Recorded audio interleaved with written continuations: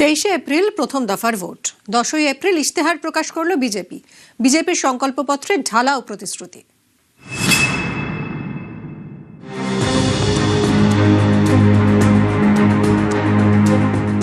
শুক্রবার ইশতেহার প্রকাশ। বিজেপির সংকল্পপত্র প্রকাশ করলেন অমিত শাহ। ভরসার শপথ।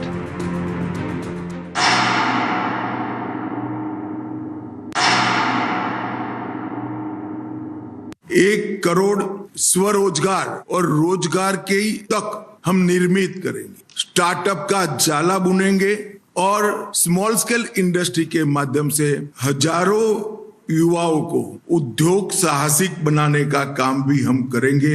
बेरोजगार युवाओं को 3000 की मासिक आर्थिक सहायता देने का भी भारतीय जनता पार्टी भरोसा दिलाती है।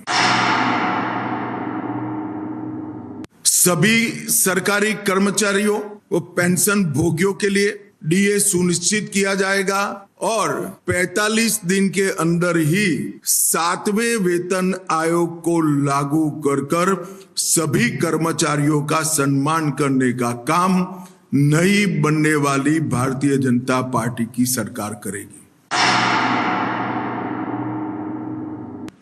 टीएमसी के 15 वर्ष के भ्रष्टाचार के लिए हम एक श्वेत पत्र जारी करेंगे और सरकार की पाई जिन भ्रष्टाचारियों ने खाई है उनको कानून के जरिए जेल की सलाखों के पीछे भेजने का काम भारतीय जनता पार्टी करेगी। जितनी भी राजनीतिक हिंसा हुई है, चाहे वो किसी भी दल के खिलाफ हुई हो, उसकी जांच के लिए सुप्रीम कोर्ट के रिटायर्ड जज का कमीशन बनाकर त्वरित गति से वो सारे केस अंजाम तक हम पहुंचाने का काम करेंगे। कानून और व्यवस्था इसकी स्थिति पर भी एक श्वेत पत्र जारी करेंगे। ये तीनों श्वेत पत्र बंगाल की बहुत सारी समस्याओं का एक साथ समाधान करेंगे।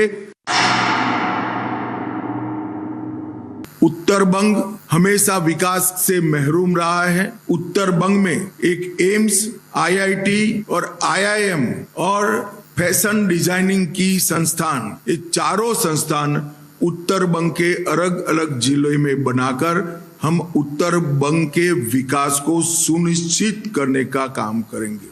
उत्तर बंग में एक नया कैंसर अस्पताल बनाएंगे।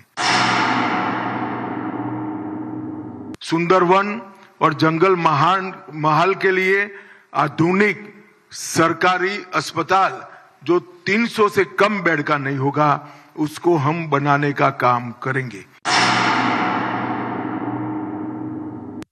कलकत्ता की विरासत, संस्कृति और बनने वाले रिवर फ्रंट के माध्यम से कलकत्ता में भी एक प्रकार से हम बहुत बड़ा पर्यटन आकर्षित हो, इस प्रकार का प्रयास करेंगे और कलकत्ता को लिविंग सिटी के रूप में पूरे विश्व में प्रस्थापित करने का प्रयास करेंगे। कलकत्ता मेट्रो का 100% वृद्धि कर कलकत्ता के ट्रैफिक को हम कम करने का एक निष्ठावान प्रयास करेंगे। सिंगूर में एक औद्योगिक पार्क बनेगा जिसकी 50% भूमि एमएसएमई के लिए रिजर्व करेंगे और 50% भूमि में बड़े उद्योग आएंगे। राज्य भर में 4 नई इंडस्ट्रियल टाउनशिप बसाएंगे। हम हल्दिया पोर्ट को एक निश्चित रोड मैप के तहत विकसित करेंगे। पुराने चाय बागानों को पुनर्जीवन और दार्जिलिंग टी की ब्रांड को विश्व प्रसिद्ध फिर से एक बार करने के लिए हम एक कमीशन बनाएंगे। जूट उद्योग के आधुनिकीकरण के लिए भी भारत सरकार की योजनाओं को बंगाल सरकार ने लागू नहीं किया है, हम इसको नीचे तक पहुंचाने का काम करेंगे। धान, आलू और आम की खेती के लिए किसानों को उनकी उपज का उचित मूल्य मिल पाए, हर किसान का 100% एक एक ग्राम धान 3100 रुपए के दाम से बंगाल सरकार खरीद लेगी।